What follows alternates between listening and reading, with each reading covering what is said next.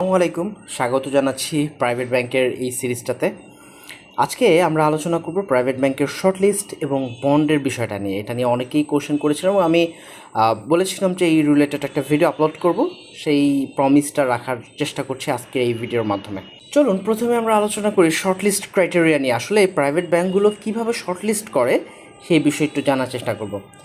এই বিষয়ে আমি আগে একটা কথা বলে নিই, সেটা হচ্ছে আমার এক বড় ভাই বলেছিলেন একটা সময় যে প্রাইভেট ব্যাংক আসলে, উনি এইচআর ছিলেন, এটাও জানিয়ে রাখি, কোনো একটা স্বনামধন্য ব্যাংকের এইচআরে উনি ছিলেন এবং এইচআরে থাকা অবস্থাতে উনি এটা বলেছিলেন যে প্রাইভেট ব্যাংক আসলে কী ক্রাইটেরিয়া দেখে শর্টলিস্ট করে এইটা সম্ভবত ব্যাংকের টপ ম্যানেজমেন্ট, টপ টায়ারের যারা, অর্থাৎ এইচআর হেড বলেন বা ডিএমডিরা বলেন, এরা নিজেরাও ঠিকমতো জানে না আসলে কোন ক্রাইটেরিয়া দিয়ে শর্টলিস্ট করে।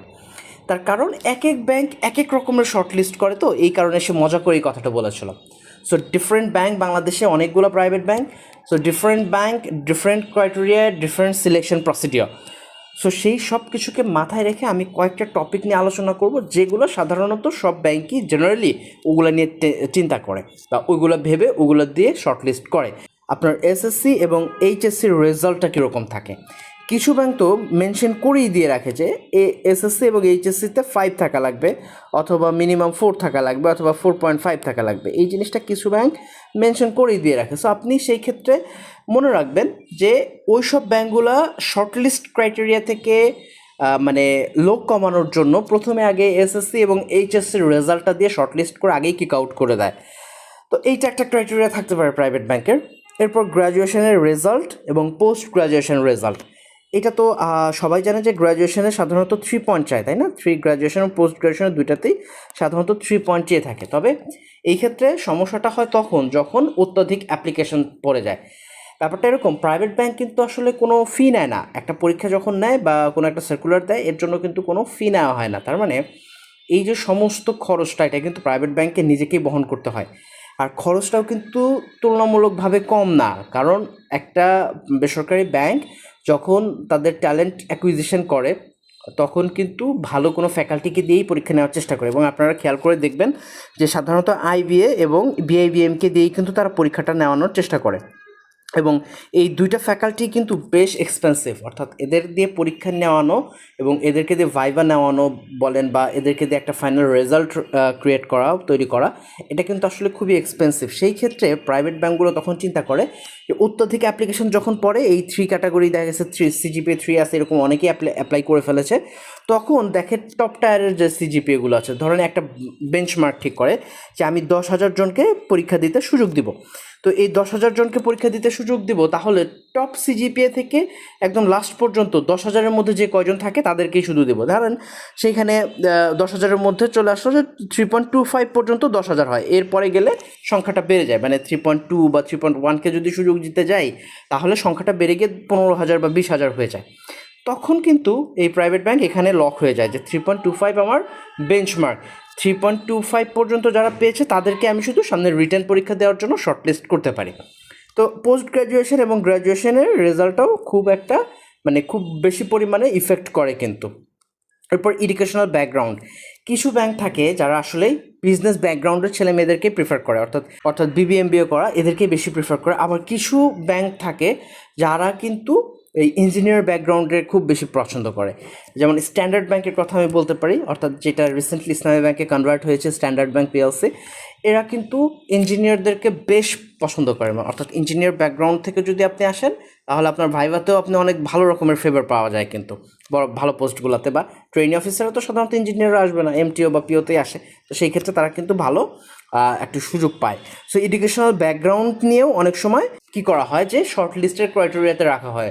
এইটা তো বললাম যে ব্যাংক ওয়াইজ ভ্যারি করে, কিছু ব্যাংক বিজনেস ফ্যাকাল্টি থেকে নেয়, কিছু ব্যাংক ইঞ্জিনিয়ারিং ব্যাকগ্রাউন্ড নেয়, কিছু ব্যাংক কম্বাইন করে যে বিজনেস থেকেও নেব কিছু, অন্য যে কোনো সাবজেক্ট বা অন্য যে কোনো ফ্যাকাল্টিগুলো থেকেও আমরা কিছু নেব। সেই ক্ষেত্রে সেইটা কিন্তু আসলে ভ্যারি করতে পারে। সেখানে এক্সট্রা কারিকুলাম অ্যাক্টিভিটি কিছু ব্যাংক রয়েছে, আমি নাম ধরেই বলতে পারি, ইবিএল বলেন বা ব্র্যাক বলেন, এরা কিন্তু সিটি ব্যাংক বলেন, এরা কিন্তু এক্সট্রা কারিকুলাম অ্যাক্টিভিটিসে খুব বেশি প্রিফার করে।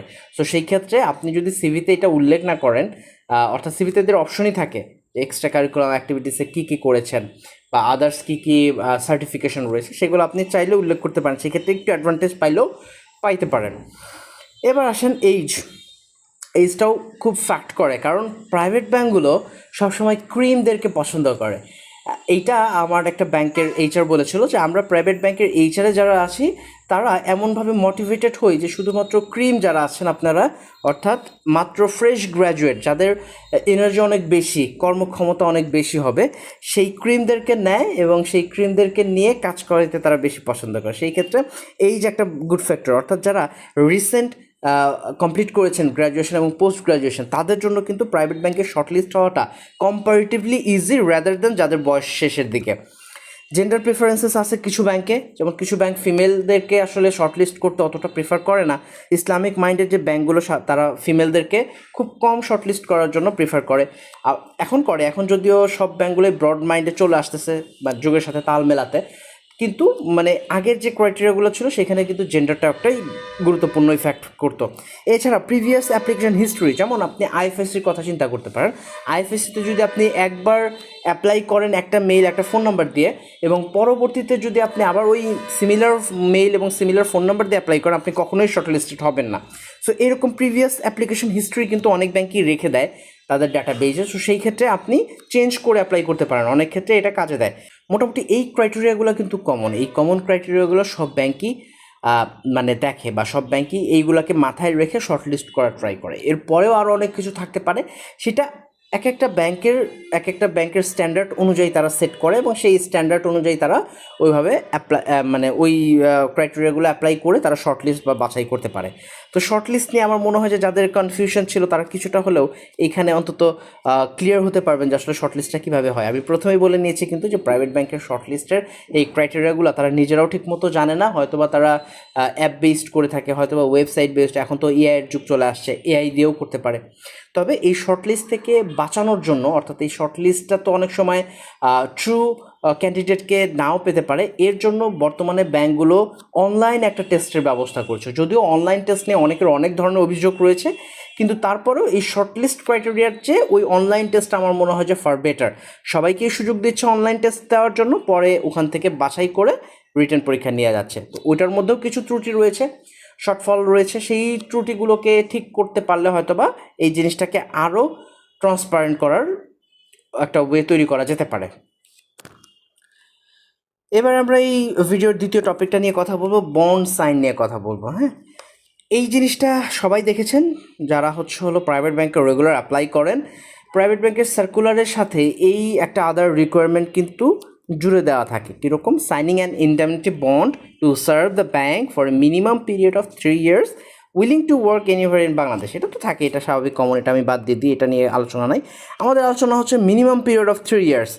এইটা কিছু ব্যাংক 2 years দেয়, কিছু ব্যাংক 3 years দেয়, কিছু ব্যাংক 5 years দেয়, কিছু ব্যাংক আরও বেশি দিতে পারে। আমার বেশি দেখি নেই, 5 বছর পর্যন্ত সর্বোচ্চ দেখেছি। সো এটা হইতে পারে। এখন এই ইনডেমনিটি বন্ডটা আসলে কি, কেন নেওয়া হয়? এইটা ব্যাংকের পার্সপেক্টিভে যদি আমি বলি, এই জিনিসটা হচ্ছে ব্যাংকের জন্য এক ধরনের সুরক্ষাপত্র। কীরকম? আপনি একটা জায়গায় চাকরিতে অ্যাপ্লাই করে সেইখানে টিকে গেলেন এবং টিকার পরে আপনি চাকরিতে জয়েন করে 2 মাস পরেই চলে আসলেন, এটা আসলে ব্যাংকের জন্য ক্ষতি, কারণ ব্যাংক অনেক টাকা ইনভেস্ট করেছে আপনার জন্য। আপনার রিক্রুটমেন্ট থেকে শুরু করে আপনাকে ট্রেনিং দেওয়া পর্যন্ত একটা ব্যাংকের অনেক খরচ হয়। এই খরচটার জন্য ব্যাংক আপনার কাছ থেকে কমিটমেন্ট চায় যে আপনি যে জয়েন করলেন, জয়েন করার পর অন্তত 3 বছর আমাদের সাথে কাজ করতে হবে, অথবা 2 বছর কাজ করতে হবে, 5 বছর কাজ করতে হবে। এই এনশিওরিটিটা তৈরি করে এই বন্ডের মাধ্যমে। এইটা ব্যাংকের জন্য এক ধরনের যেরকম সুরক্ষার ব্যাপার, এইটা ঠিক ক্যান্ডিডেটদের জন্য একটু কমপ্লেক্সিটি তৈরি করে। কীরকম কমপ্লেক্সিটি তৈরি করে? আমরা তো জানি সাধারণত আমরা যখন গ্র্যাজুয়েশন শেষ করি তখনই আমরা বিভিন্ন প্রাইভেট ব্যাংকগুলোতে চাকরি পরীক্ষা দিই এবং চাকরি করি। এবং এর সাথে সাথে আমরা কী করি যে আমরা নিজেরা প্রিপেয়ার হতে থাকি, আমাদের টপ টায়ারের যে জবগুলো সেগুলো পাওয়ার চেষ্টা করি। আমরা অনেকে বিসিএসে যেতে চাই, অনেকে বাংলাদেশ ব্যাংকে যেতে চাই, বা আরও ভালো কোনো ব্যাংকে যেতে চাই।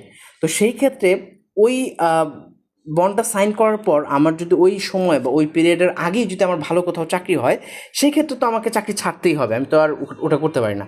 তখন ওই স্টুডেন্টদের বা ওই ক্যান্ডিডেটদের একটা কমপ্লেক্সিটি তৈরি হয়ে থাকে যে আমি এইখান থেকে বের হবো কীভাবে, আমার বের হওয়ার উপায়টা কী। এইখানে যতটা কঠিন আমরা মনে করি আসলে ততটা কঠিন না, অন্তত আমার দেখা মতে। আমি তিনটা প্রাইভেট ব্যাংকের এক্সপিরিয়েন্স বলতে পারি, তিনটা প্রাইভেট ব্যাংকের এক্সপিরিয়েন্স এবং একটা গভর্নমেন্ট ব্যাংকের এক্সপিরিয়েন্স বলতে পারি। আমি এই তিনটা প্রাইভেট ব্যাংক এবং একটা গভর্নমেন্ট ব্যাংকে তো কাজ করে এসেছি। সো এই চারটার বিষয় বলতে পারি, এবং সিনিয়র অফিসার যেটা সেটা তো এখনও জয়েন করি নাই, ওটার বিষয়ে এখনও বলতে পারতেছি না যে ওটাতে কী করে। সো তিনটা ব্যাংকের কথা বলি। প্রথমে আইএফআইসি ব্যাংক, এরপরে শাহজালাল ইসলামী ব্যাংক, এরপরে আল আরাফাহ ইসলামী ব্যাংক। ওকে, আইএফআইসি ব্যাংকের বন্ড সাইন করা লাগছে, ওখানে সম্ভবত 1 বছর বা 2 বছর এরকম একটা টাইম পিরিয়ড ছিল, এবং এর মধ্যে যদি আমি বের হয়ে যাই তাহলে আমাকে 48,000 টাকা সম্ভবত ছিল ওই সময়, যে আমাকে এটা দিয়ে যেতে হবে। তবে আমি এই আইএফআইসি ব্যাংক থেকে চাকরি ছাড়ি এবং 1 টাকাও আমার দেওয়া লাগে নাই। এটা ট্রু, আমি দেই নাই, কোনো টাকা পয়সা দেই নাই, এবং আমার নামে হয়তো বা তারা লাইবিলিটি ক্রিয়েট করেছিল, কিন্তু এটা নিয়ে কোনো অ্যাকশনের মানে পরবর্তীতে কোনো অ্যাকশন নেবে বা কোনো সমস্যা হবে এখন পর্যন্ত কোনো সমস্যা হয়নি। সো প্রাইভেট ব্যাংকের এই একটা বিষয়ে একটু শিথিলতা তারা নিতেই পারে, কারণ ভালো জায়গায় আপনি চলে গেলে আপনাকে বেঁধে রাখার আসলে কোনো সুযোগ নেই, আপনি অবশ্যই ভালো কিছু করবেন। তবে বন্ড সাইনটা আমার মনে হয় যে এটা এক ধরনের ফর্মালিটি, এই ফর্মালিটিটা করে এবং এটাতে আসলে খুব বেশি জটিলতা তৈরি করে না। যদি আমাদের মনে হয় জটিল হইতেই পারে, অন্যান্য ব্যাংকে কী অবস্থা আমি জানি না, আমি 2-4টা ব্যাংকের সাথে কথা বলেছি, যেটাতে দেখে মনে হচ্ছে যে না, তেমন একটা জটিলতা তৈরি হয় না। তবে আপনাদের যদি কারো এরকম কোনো এক্সপিরিয়েন্স থাকে কমেন্টে জানাতে পারেন, তাহলে আমরা আরও সবাই জানতে পারবো বিষয়গুলো নিয়ে। তো এবার আসি শাহজালাল ইসলামী ব্যাংকে। শাহজালাল ইসলামী ব্যাংকের ক্রাইটেরিয়া এরকম ছিল যে আপনি যদি 3 বছরের আগে চাকরি ছেড়ে চলে যান, তাহলে আপনি চাকরিরত অবস্থায় যত স্যালারি নিয়েছেন তার 50% আপনাকে ফেরত দিয়ে যেতে হবে। আমি এই ব্যাংকের থেকেও এসেছি এবং কোনো টাকা পয়সা দিইনি, এবং এটার বিরুদ্ধে যে পরবর্তীতে কোনো অ্যাকশনারি, তাও এরকম কোনো অ্যাকশন ওরা গ্রহণ করে নাই।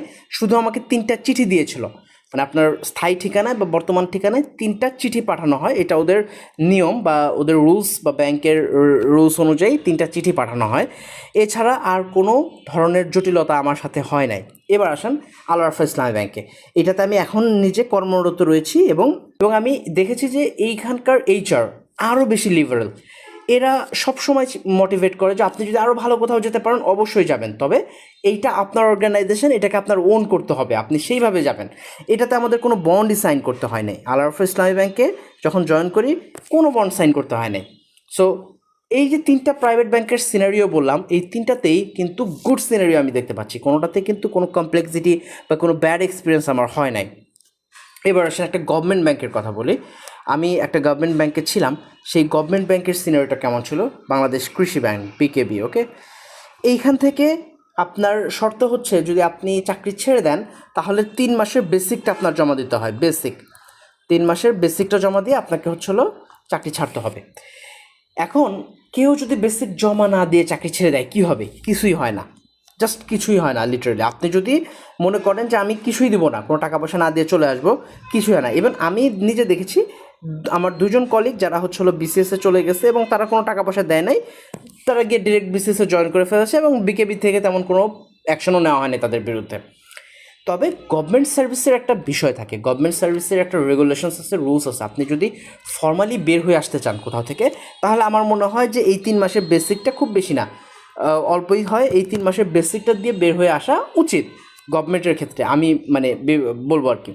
সো এই বাংলাদেশ কৃষি ব্যাংকে আমি আসলে টাকা দিয়েছিলাম না প্রথমে, কিন্তু পরে আমার মনে হলো যে না, আমার যদি পরবর্তীতে কোনো সমস্যা হয় বা পরবর্তীতে যদি কোনো ইস্যু তৈরি হয় এটা নিয়ে, এই কারণে আমি 3 মাসের বেসিক জমা দিয়ে সেখান থেকে রিলিভ নিয়ে আসি। কিন্তু এই বেসিকটা জমা দেওয়া ম্যান্ডেটরিও না, বা এই বেসিকটা জমা দেওয়ার জন্য আপনাকে কেউ প্রেশারাইজও করবে না, কোনো ধরনের অ্যাকশনও হবে না। আমি দেখেছি যে 2-3 জনের সাথে, আমার এক্স কলিগ যারা ছিল তাদের সাথে দেখেছি। সো ব্যাপারটা হচ্ছে মানে ওভারঅল আলোচনা করে যা মনে হলো সেটা যে প্রাইভেট ব্যাংক বলেন অথবা গভর্নমেন্ট ব্যাংক বলেন, এই বন্ডের ব্যাপারটা থাকে আসলে সব জায়গাতেই, এবং এই বন্ডের ব্যাপারটা অতটাও জটিল না যতটা জটিল আমরা মনে করি। সো এই বিষয়টা নিয়ে আশা করি আপনাদের এখন আইডিয়া ক্লিয়ার হবে, অথবা আপনাদের যে নলেজ আছে সেটা ক্লিয়ার হবে। এবং যদি আপনাদের কারোর ব্যাড এক্সপিরিয়েন্স থাকে তাহলে আমাদেরকে জানান কমেন্টের মাধ্যমে, তাহলে আমরাও সবার সাথে শেয়ার করতে পারবো বা সবাই জানতে পারবো যে আসলে কোন কোন ব্যাংকগুলো এরকম ব্যাড সিচুয়েশন বা কমপ্লেক্সিটি তৈরি করে। এবং আজকে এই ভিডিও শেষ, এবং শেষে আপনাদের সাথে একটা বিষয় শেয়ার করি, যেটা আগেও একটা ভিডিওতে আমি শেয়ার করেছিলাম, যে আমাদের একটা ব্যাংকের বেসিক ম্যাথ কোর্স চালু হচ্ছে, খুব দ্রুতই শুরু হবে। এই ম্যাথ কোর্সটাতে আপনি এনরোল করতে পারেন, আমাদের হোয়াটসঅ্যাপ নাম্বার দেওয়া আছে, এটাতে নক করে আপনি এনরোল করতে পারেন। এবং এই ব্যাংক বেসিক ম্যাথ কোর্সটা করলে আপনার প্রাইভেট ব্যাংক এবং গভর্নমেন্ট ব্যাংকের অলমোস্ট 70% প্রিপারেশন কমপ্লিট হয়ে যাবে। মানে অর্থাৎ প্রিলিতে তো আপনি মোটামুটি পার হয়ে যাবেন, রিটার্নও 50% কমপ্লিট হয়ে যাবে। সো এই কোর্সটা আমার মনে হয় যে আপনারা করতে পারেন যাদের বেসিকের সমস্যা রয়েছে। এবং এই কোর্সটা করার আগে আপনাকে একটা ডাইজেস্ট টেস্ট দিতে হবে। যদি সেই ডাইজেস্ট টেস্টে আপনি একটা মিনিমাম মার্কস পান তাহলে আপনার আর এই কোর্সটা করার দরকার নাই। বাট যদি সেই মিনিমাম মার্কস না পান তাহলে আমার মনে হয় যে আপনি এনরোল করলে আপনার জন্যই বেটার। সামনে আরও ব্যাংকের পরীক্ষা আসবে, সেগুলোর জন্য আপনি নিজেকে প্রস্তুত করতে পারবেন। ধন্যবাদ।